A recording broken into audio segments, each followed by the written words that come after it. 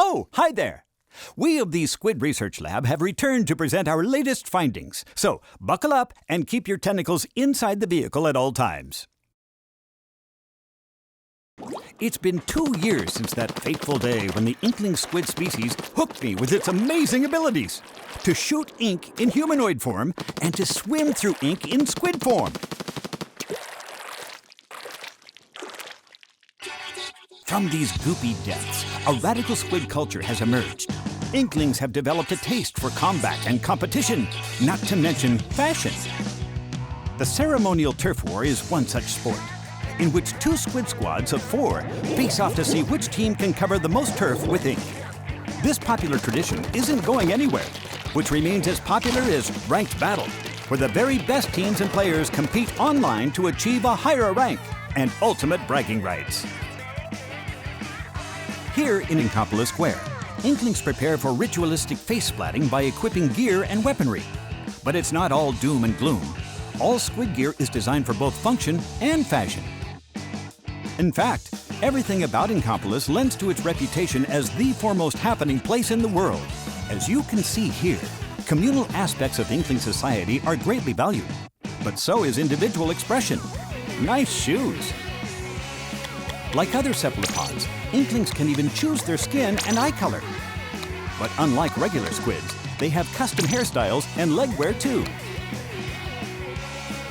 The various clothing and shoes the squids are wearing is actually called gear and has important roles in these battles too.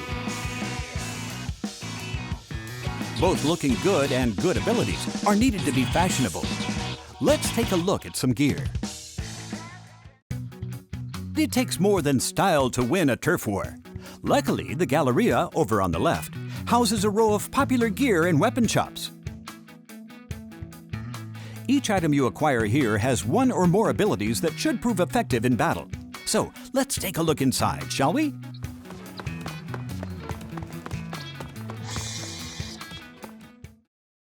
This is the headwear shop, Headspace. Got fashion on the brain? So does Flo. From hats to glasses, this sea slug carries it all. Though I must say, she's a bit of an odd one. Inklings like to think of her as their crazy old aunt. Ye Old Cloth Shop is a clothing boutique run by a jellyfish named Gelfonzel.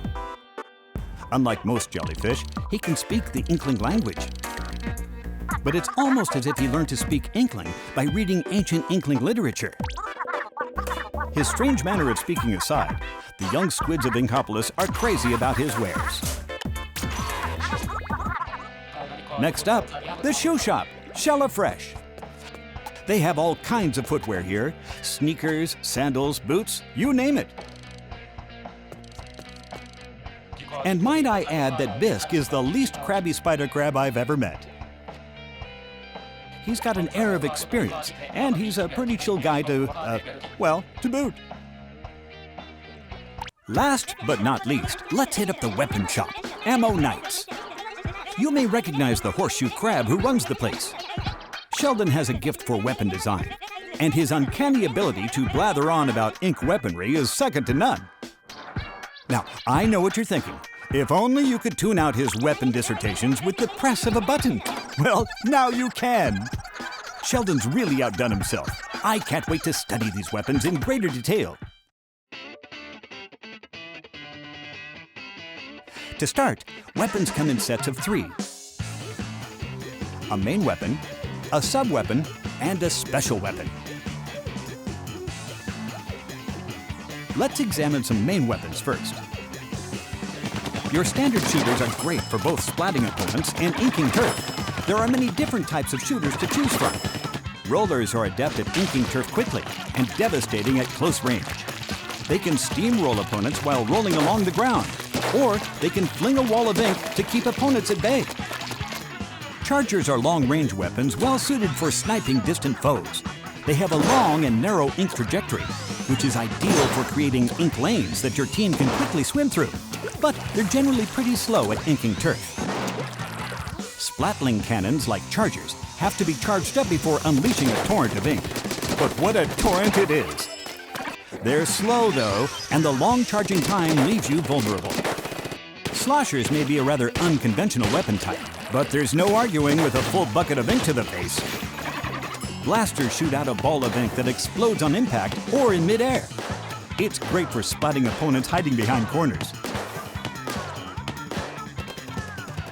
Each weapon and weapon type has its strengths and weaknesses, so you may want to shop around before you settle down. In Splatoon 2, some of the weapons have extra functionality that was not present in the first game. Chargers now let you keep your charge while swimming around in ink. Rollers can be swung vertically to increase your range. And the new dualies let you dodge roll. As you can see, some weapons open up some interesting maneuvers. But what good is R&D without the development part? Introducing the Clash Blaster. It has short range, but its high firing rate and explosive tendencies keep the enemy at bay. Introducing the Flings-a-Roller. Its horizontal swings are fast, and though its vertical swings take longer, they fling ink further too.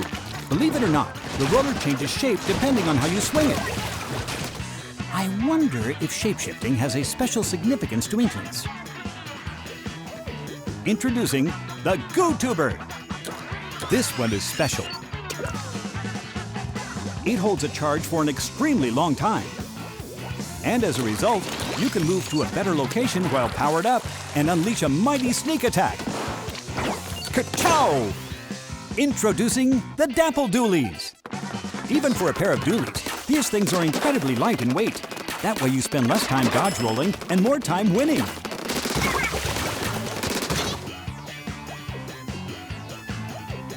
But what about sub-weapons? In addition to spreading ink and attacking, sub-weapons provide other abilities that help with both defense and reconnaissance. Some are really making waves with Inklings. For instance, the Autobomb locates and hunts down enemies. The aptly named Toxic Mist can be thrown at enemies, surrounding them in a harmful gas. And that's just the beginning. New sub-weapons are currently in development. A plethora of unexpected tactics are possible when you mix and match your weapon combinations. So try them out and find what works for you. Now for the all-new special weapons. And by all new, I do mean all of them are new. As veterans know, you have to cover turf to fill up your gauge or no special weapon for you. Additionally, when another player's special gauge is full, their UI icon will glow, giving you more information on which to act.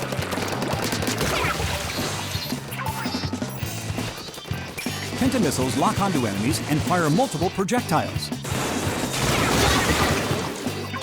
The inkjet enables you to fly through the air and launch explosive globs of ink at the enemy team. The Stingray fires high-pressured ink that can somehow shoot through walls. The Splashdown clears out enemies by causing an explosion after you dive down to the ground from the air.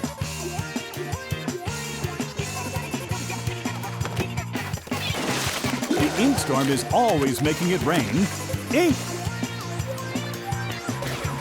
The Bomb Launcher allows you to launch a barrage of bombs onto the battlefield.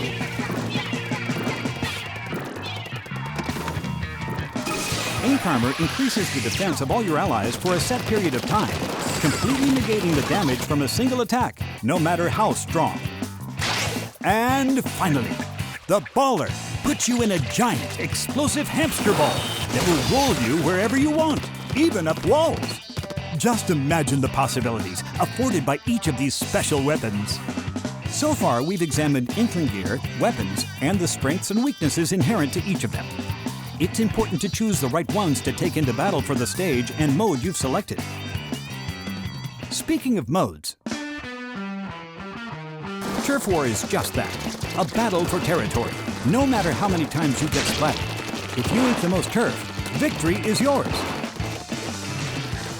It really pays to cover up enemy ink. It not only adds to your coverage, it reduces theirs and restricts their movement around the stage. Inklings will do battle anywhere.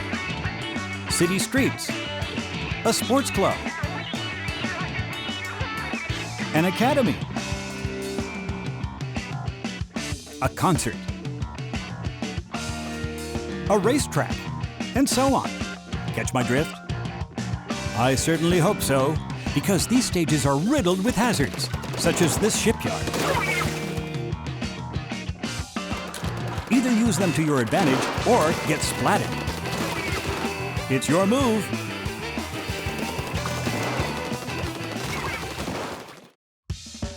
In addition to turf war, serious squids can experience the thrills of ranked battle. There are 3 modes that rotate every 2 hours. Splat zones. Fight for control of the splat zones placed on the stage. The team that maintains control of them longest reigns supreme. Tower control. Fight for control of a tower that moves on rails when you're standing on it. Ride it all the way to the goal in the other team's area to win. The tower will stop at key checkpoints, resulting in fierce battles for possession. Rainmaker. The team that carries the Rainmaker to the goal in the other team's area will be declared the winner. The Rainmaker itself is a weapon that can fire powerful charge shots. Pushing your team forward while protecting the Rainmaker is the key to victory.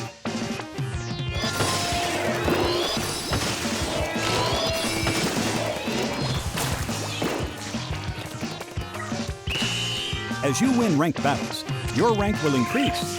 This will result in being matched with players of a similar skill level in future ranked battles. This time around, you'll have a separate rank for each mode. Prove you can out-ink the competition, and you may even move up 2 or more ranks at a time. League battles allow you to form a team with friends, fight alongside them, and battle your way to the top of the charts.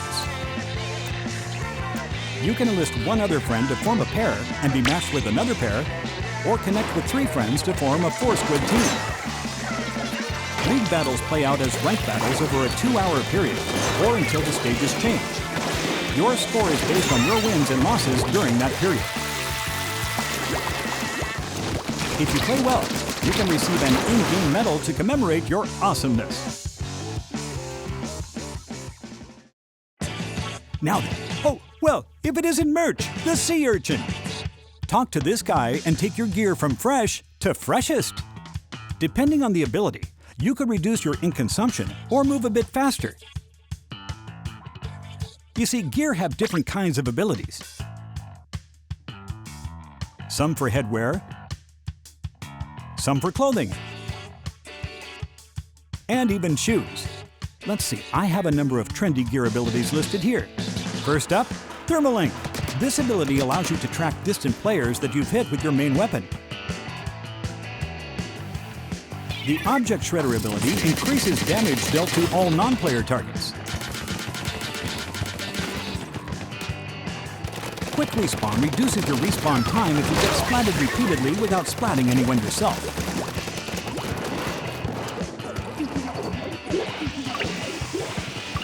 On the flip side, Respawn Punisher increases respawn time and the special gauge spawn penalty for you and any player who splats you.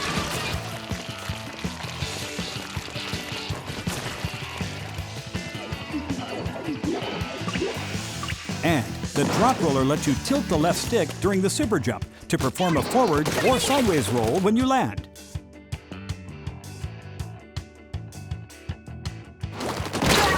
Want to know what you're up against? Check out the other player's gear on the map screen. Gear abilities present many unique challenges, so it pays to study not only your gear, but the competitions as well. Remember, Merch can add or remove gear abilities.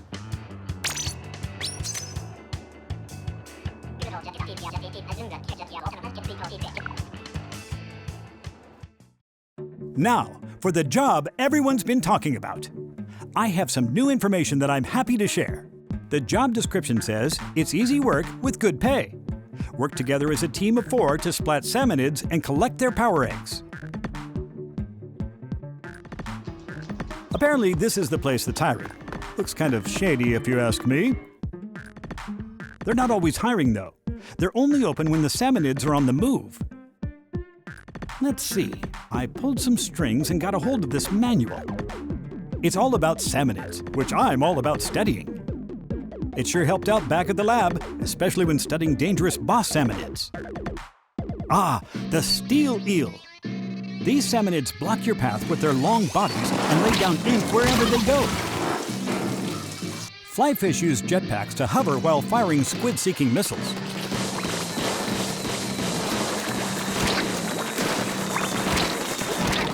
The steelhead. This behemoth fills bombs on its head with toxic ink and then throws them at targets. I'm afraid that's not all. Other undiscovered species of boss salmonids lurk in the depths.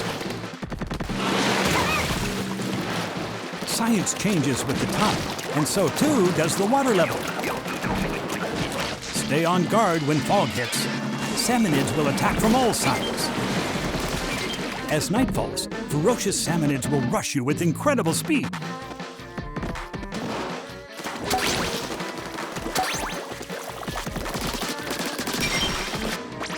Indeed, it certainly is dangerous work. However, special rewards make it more than worth the trouble. Some items can only be earned in Salmon Run. They may open up new possibilities in battles, so why not give it a go? Next, I'll detail a new service in Splatoon 2 that will help you stay in touch with Inkopolis, even when you're not near your console. Say hello to Splatnet 2, a service that puts information such as stage schedules, gear, and stats at your fingertips.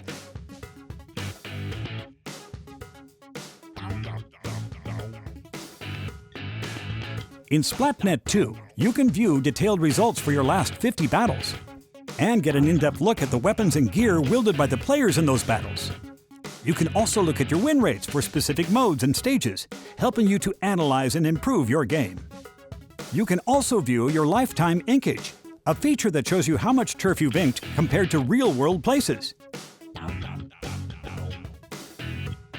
And for you gearheads out there, there's also a separate Splatnet shop that allows you to send gear to merch in Inkopolis Square. He'll keep it in the back for you.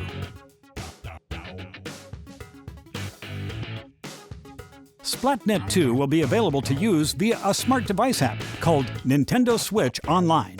The Nintendo Switch Online app allows you to invite other players who also have the game to join private battles, league battles, Splatfest battles, and communicate with those players using voice chat. When using voice chat, you'll automatically be split into your in-game teams, so you can talk specifically to teammates.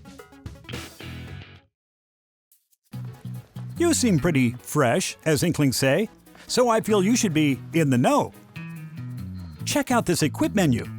Here you can set the control sensitivity separately for TV and handheld mode. And there's also a handy sort feature.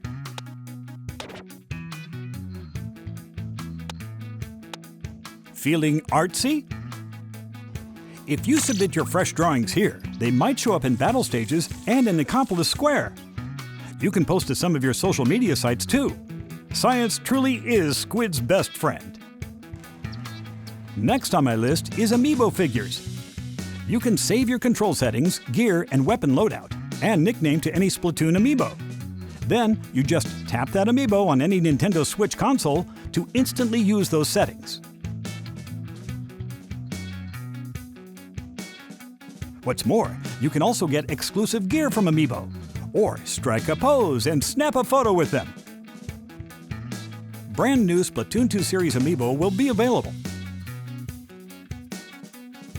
And the original Splatoon Series Amiibo figures are compatible as well.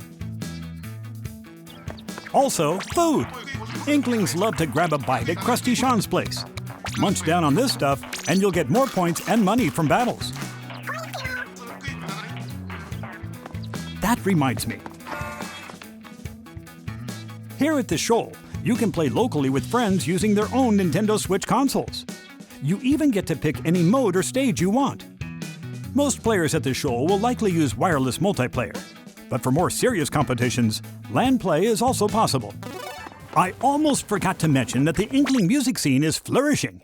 You can play Squid Beats 2 and time your button presses to the beat.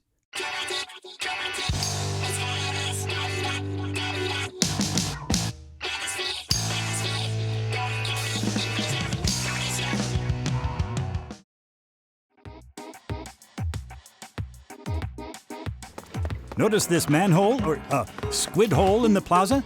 It leads to the home of the Octarians, arch nemeses of the Inklings. Venturing here will put your prowess to the test.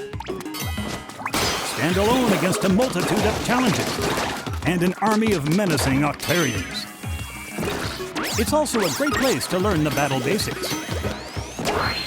You can take different weapons into battle and master their many uses and nuances in combat situations.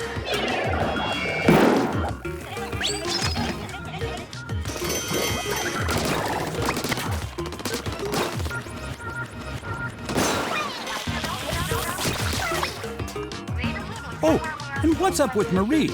She looks awfully worried about something. Well, we've seen some fresh weapons, gear, and stages today, but what more can science offer us? How about some content updates? New weapons are in development. Say hello to the Brella. Much like an umbrella, it offers both beauty and functionality.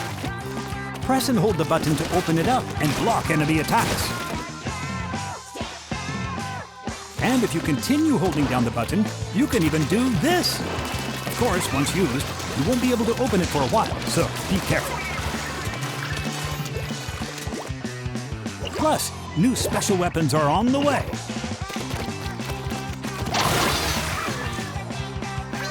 And of course, new gear too. Fashion is a fickle beast after all. Over time, more stages will become available as well. Over at the lab, we're crazy excited to calculate the many ways this will change the game. Expect weapon, gear, and stage updates for around a year, along with 2 long years of Splatfests. I guess you could say it'll stay fresh. But what is a Splatfest anyway? I'm sure some of you know them even better than me. These events split players into 2 sides and pit them against each other in 4-on-4 matches for a limited time. Each Splatfest has a polarizing theme, leaving players with one option: pick a side and compete to win in turf war. May the freshest team win. And for the first time, you can fight alongside your friends on the same team.